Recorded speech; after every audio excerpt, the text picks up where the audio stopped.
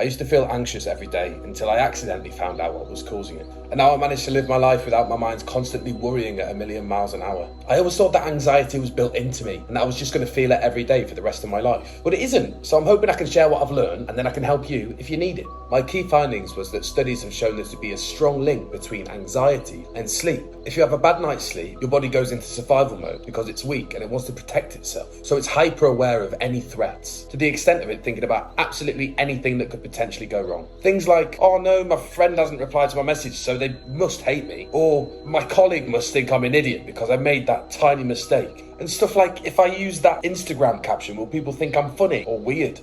4 years ago, I was admitted to a mental health hospital because of sleep deprivation. And I've spent the last 4 years learning about sleep to make sure that never, ever happens again. And from all of that research, I have compiled a list of my golden rules for sleeping well, which I follow to make sure that my mind enhances my life instead of making every day bloody hard.